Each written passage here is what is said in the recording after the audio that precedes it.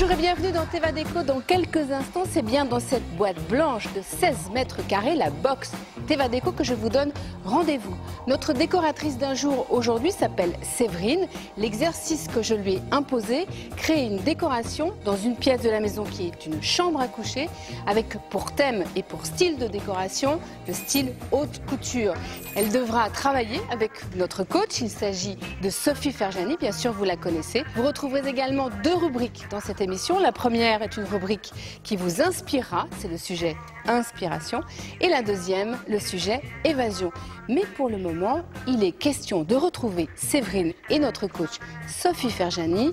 Il s'agit cette fois de planches de style. Séverine, bienvenue.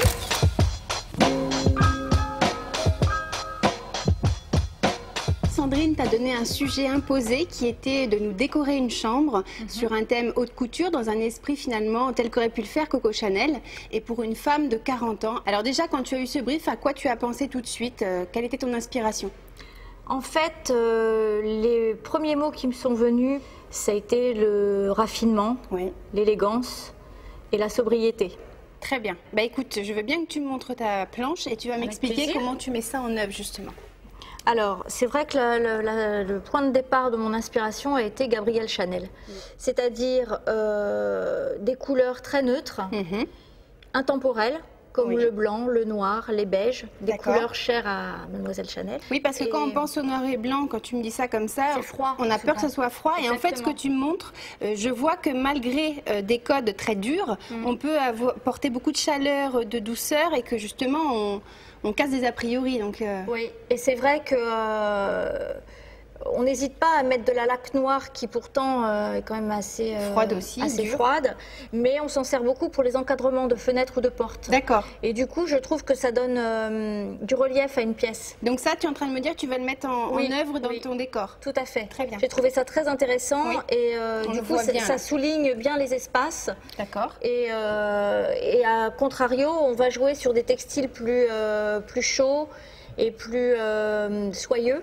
Pour justement redonner un petit peu de chaleur à cette froideur je comprends. qui peut être un peu difficile au départ. En tout cas, c'est une bonne démarche, celle que tu as eue, d'aller dans un lieu public, justement, comme ces boutiques, pour t'inspirer, parce qu'il y a des créateurs qui ont travaillé vraiment sur les concepts pour t'inspirer de ce qu'ils ont fait et retranscrire ça dans un intérieur de monsieur, madame, tout le monde. Donc ça, c'est vraiment une bonne démarche. Et effectivement, toi, ce que tu allais piocher, c'est des codes, la laque noire, les encadrer. Et au cœur de tout ça, c'est le tissu soyeux, voilà, les amalgames de tissu. Ta planche est très claire au niveau des matériaux et des couleurs. Maintenant, c'est vrai que j'ai envie de comprendre ce que ça donne clairement, ça, dans une chambre. Parce que le brief est quand même de faire une chambre.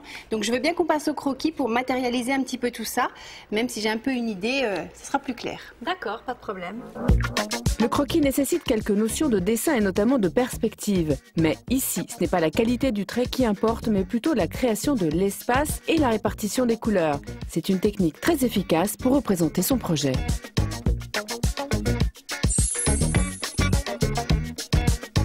Parfait Séverine, écoute, je crois que j'ai compris là où tu voulais en venir. Le projet est accepté. Et puis, prochaine étape, on se retrouvera dans la box. Oui. La planche de Séverine a été validée par Sophie. Le décor va bientôt commencer. Il est donc temps de s'inspirer dans Teva Déco. Je vous emmène tout de suite dans un hôtel qui raconte l'histoire de la mode. Il s'agit de la Belle Juliette. Regardez.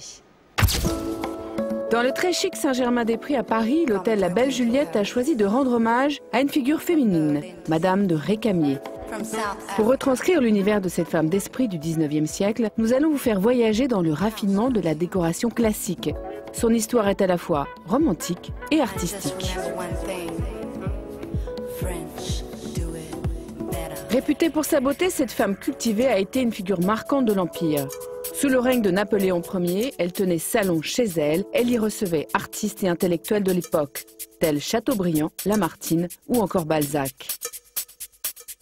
Cet hôtel est donc placé sous le signe de la féminité, de l'élégance et du raffinement. Symbole de la féminité, le rose est ici omniprésent, mais toujours de manière subtile. Il est travaillé en camailleux. Dans le salon, par exemple, il est décliné du mauve au prune en passant par le fuchsia. Du côté des formes, le mobilier reprend les codes du 19e siècle, comme avec cette banquette. Mais le textile et la peinture laquée apportent une vraie touche de modernité à l'ensemble. Du côté du bar-bibliothèque et du salon de musique, les livres anciens, la harpe et les moulures rappellent l'époque et l'univers de Juliette Récamier.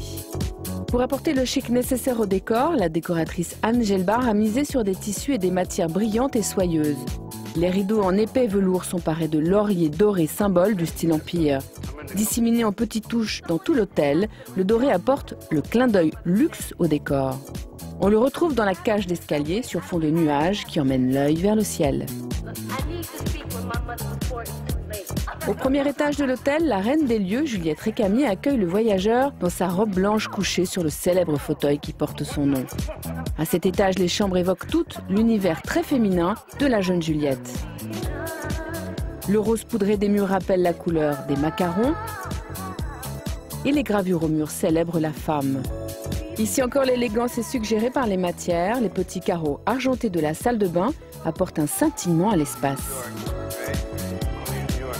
Le deuxième étage revient sur une autre facette de la vie de Juliette Récamier, son amour de l'Italie.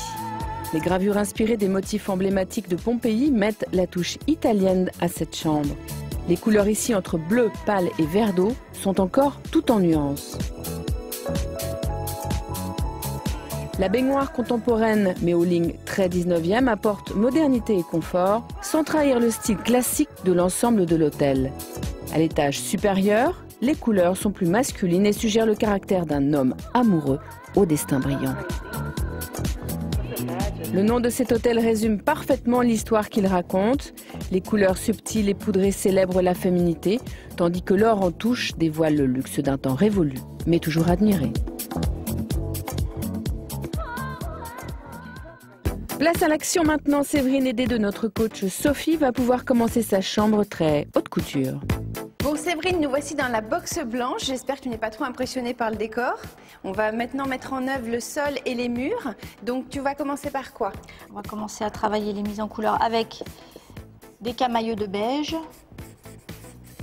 On va être dans des tons beige, beige doré et beige rosé.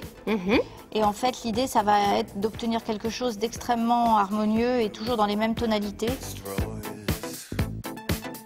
Décoration, c'est des volumes, des matières, mais c'est aussi une idée de couleur et d'équilibre de couleurs. C'est une très très bonne idée d'avoir mis en noir tes fenêtres parce que ça fait ressortir les structures, les cadres que tu avais vus justement en boutique. Ça c'est vraiment très bien. On n'y pense pas assez, en fait il faut soigner le détail. Les gens se disent c'est rien, c'est qu'une fenêtre. Non, c'est un détail hyper important. Je pense que c'est vraiment le premier signe d'élégance quand on entre dans la pièce. La moquette aussi qui est très soyeuse, c'est vraiment très joli, un peu plus rosé. Et puis je crois que maintenant pour animer ce mur beige, tu veux justement coller ça. Oui, en fait ce sont des dalles en cuir qui vont rappeler le sac matelassé et on va ajouter une nouvelle texture plutôt haut de gamme où là on va jouer sur le cuir, les matières naturelles. D'accord. Eh bien écoute, on les positionne aussi. Donc là on va ajouter du coup un beige un peu plus jaune. Non mais tu as raison, voilà. Il faut toujours casser un peu, aller dans plein de variantes pour que ça soit des nuances qui vibrent en fait. On va commencer par le centre et puis on va aller vers les extérieurs, comme ça on est sûr de ce qu'on fait. D'accord.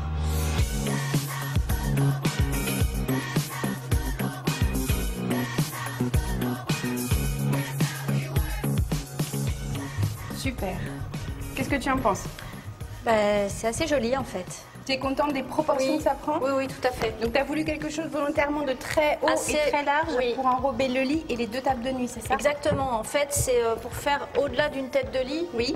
C'est vraiment structurer le mur du fond et lui donner une sorte de volume en fait. Très bien.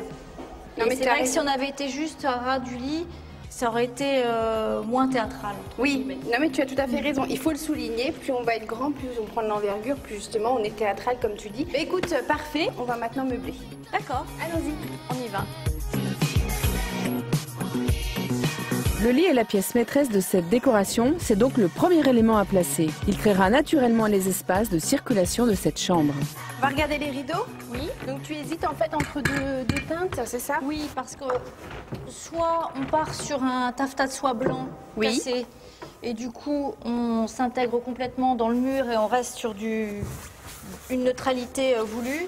D'accord. Soit on ajoute le beige velours.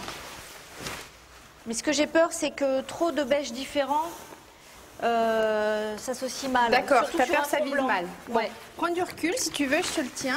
Puis tu regardes déjà ce que ça donne. Ouais, je pense que ça serait pas mal ça, parce qu'en plus on a un effet soyeux qui est très joli. Bah, c'est très élégant en fait d'avoir plein de blancs cassés et de beiges différents. Je te tiens l'autre, tu vas voir. Là, j'ai peur que ça fasse une tache sur le fond blanc.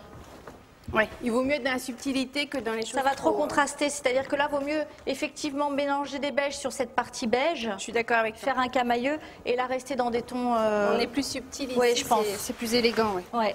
Ok, pour la hauteur de la tringle.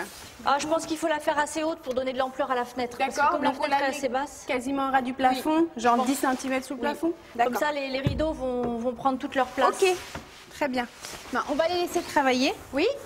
Et puis nous, on va les passer à ton objet. Je suis impatiente de découvrir ce que tu as préparé. Ah bah alors, je t'invite à me suivre. Merci, c'est gentil.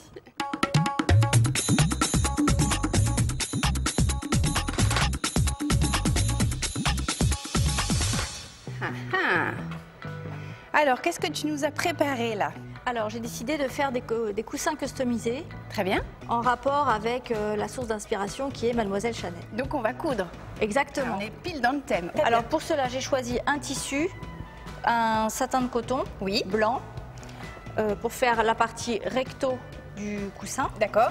Ensuite, la partie verso, j'ai choisi un velours noir. Pour rester dans la thématique noir-blanc, comme on a déjà du beige dans le décor, on reste sur ces deux couleurs. J'ai besoin d'une forme qui va servir de pochoir, de peinture à textile, donc qui a l'intérêt de résister au lavage. Très bien. Et du rembourrage pour faire ensuite le remplissage du coussin. Parfait. Ok. Première étape, il faut découper un carré 40 par 40, le carré recto, et en même temps faire le carré verso. D'accord. D'accord. Donc les deux carrés 40 par 40. D'accord. Ensuite, on prend la forme du pochoir, on l'applique et on le centre sur le carré qui sera le dessus du coussin. Très bien. Et ensuite, on utilise donc la peinture. Donc il faut bien la secouer au préalable. Et en fait, moi, je me sers juste de la matière qui reste dans le bouchon parce qu'il faut en mettre très très peu. Très bien. Sinon, ça va baver, c'est pour ça? Ça va baver, il faut en mettre très très peu. Il faut tapoter en fait avec le pinceau au niveau de la forme. D'accord. Comme ceci. Super. Oui, je comprends ce que tu veux dire. Si tu en mets trop, si ton pinceau est trop chargé, Ça comme va on baver. dit, ça va rentrer dans les fibres du Exactement. textile et ta forme va être toute dégoulinante, quoi. Exactement. Alors, si vous voulez, vous pouvez vous aider en mettant de l'adhésif tout autour de la forme. Donc, je vais là retirer le pochoir délicatement, mais en même temps d'un seul coup. Il faut attendre quelques temps que la peinture sèche. Oui. Idéalement, il faut attendre 24 heures. D'accord. Pour que le tissu s'imprègne bien, qu'il n'y ait pas de bavure et qu'ensuite il soit lavable à 30-40 degrés sans aucun problème. Parfait. Alors, l'étape suivante va consister à assembler les deux pièces. Donc là, je vous ai préparé l'assemblage des deux parties, donc le carré côté recto et le côté verso. Donc là, on met des épingles parce qu'en fait, les deux tissus ont tendance à bouger puisque ce sont des textures différentes. Et on laisse bien un espace pour faire le rembourrage. D'accord. Alors, donc, on va ensuite, après avoir bâti, on va coudre. Je vous l'ai préparé, donc là, il est tout cousu. Parfait. Et on a bien laissé l'espace pour faire le rembourrage. Donc tu as cousu 3 côtés Tout plus autour. la moitié d'un quatrième. Voilà, Ok. à peu près. Donc là, on va retourner le coussin et on va procéder au rembourrage. Rembourrons, ma chère. Alors, si on veut être tatillon, on le repasse à l'envers. Oui. Pour avoir quelque Écraser chose la de- couture. Voilà. Au pire, repasser. ça, pour trouver facilement, on vide un coussin qu'on achète. Hein. Exactement. Si on n'en Il y en a trouve pas. des très peu chers dans la grande distribution. D'accord. Bah, je te laisse faire. Donc voilà. Hop.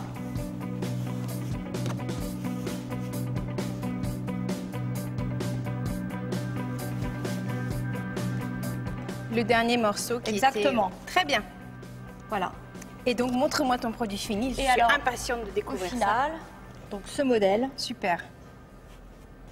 qui bon là a été repassé, et j'en ai fait un deuxième. C'est très joli. Très bien, ok. Et là, voilà, on sait de qui on parle en fait. Hein. Oui, là, la silhouette est très caractéristique. Bon, bah super. On va aller mettre ça en place dans notre décor et on va voir ce que ça donne. Avec plaisir. Et puis on va en profiter pour tout accessoiriser. Allons-y. Séverine poursuit la mise en forme de la box avec l'aide de notre équipe de décoration. Pendant ce temps, profitons-en pour nous évader en Bourgogne à la découverte d'une adresse très design. Pour un week-end en Bourgogne, Beaune est une ville où l'architecture est singulière. Ses toits aux tuiles vernissées en sont la caractéristique. C'est dans cette ville que Maria a choisi de créer sa maison d'hôte.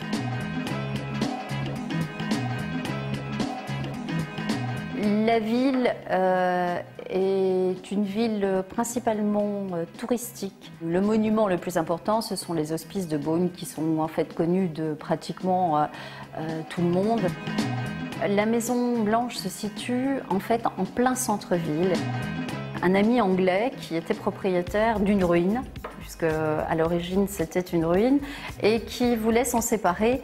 Et vraiment, quand on a ouvert la porte, ça a été le coup de cœur. Le coup de cœur pour une ruine, parce qu'en fait, ce qui nous plaisait, c'était les pierres, la charpente et l'aspect général.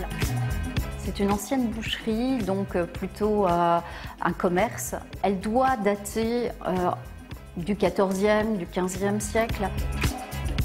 La décoration,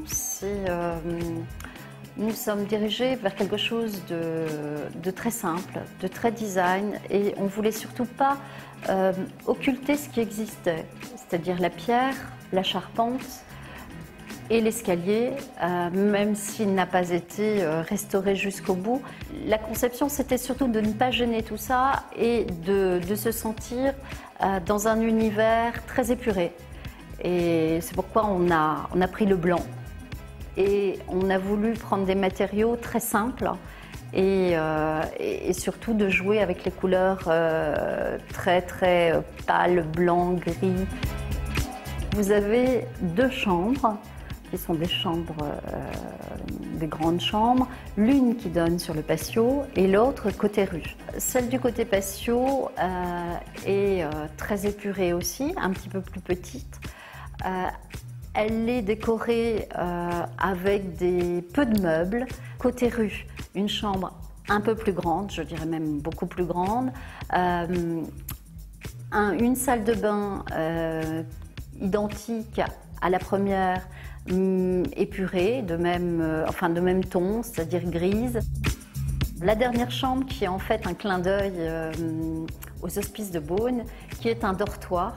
Un dortoir fait pour famille ou copains, qui en fait est composé de 3 lits doubles à baldaquin où tout est blanc. Et ce qu'on a voulu en fait traduire, c'est la vie en communauté. Ça peut être extraordinaire parce que ça peut être de la tranquillité, de l'individualisme, mais en même temps de l'échange et je dirais de la communication, parce que le dortoir est quand même le clou de la maison, c'est le dortoir.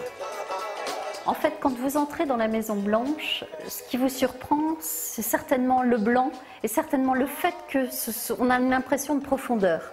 Parce qu'on a tout à un même plan, que ce soit la salle à manger, la cuisine et le patio. Donc quand on ouvre la porte, évidemment, on a cette grande pièce qui réunit ces 3 éléments. Après avoir passé une journée à visiter le centre-ville de Beaune ou à déguster ou ne serait-ce qu'à visiter les hospices uniquement, eh bien, quand on revient à la Maison Blanche, eh bien, on s'y sent bien et on a envie d'y rester. Et je qualifierais la Maison Blanche d'une maison où il y a une certaine plénitude.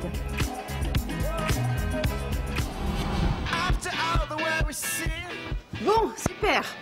Ces rideaux, tu en es contente? Oui, tout à fait. Tu as bien fait de ne pas choisir les autres. C'est très subtil en fait d'avoir ce blanc cassé soyeux sur ton mur blanc mat. C'est très élégant. Et puis en plus, alors là, on est parfaitement raccord. Très bien. Je te propose de passer à l'accessoirisation. On va faire entrer nos assistants déco et puis tu vas voir les choses qui vont se mettre en place petit à petit. Donc fais ça si tu veux, je vais les chercher. Très bien. On accessoirise.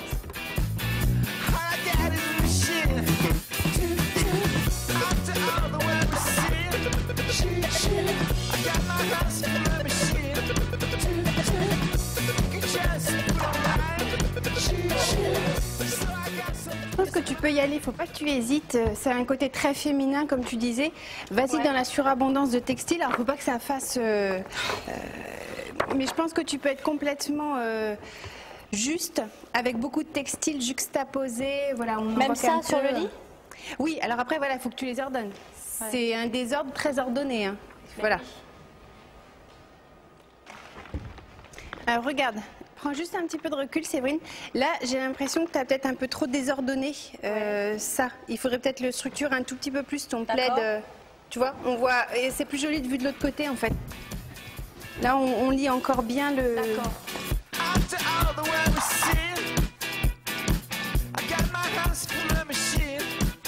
Mais écoute, j'aime beaucoup parce que tu as amené des codes comme là, effectivement, cette robe, la perle, tout. On y est. Je crois quand même que tu avais un dernier clin d'œil.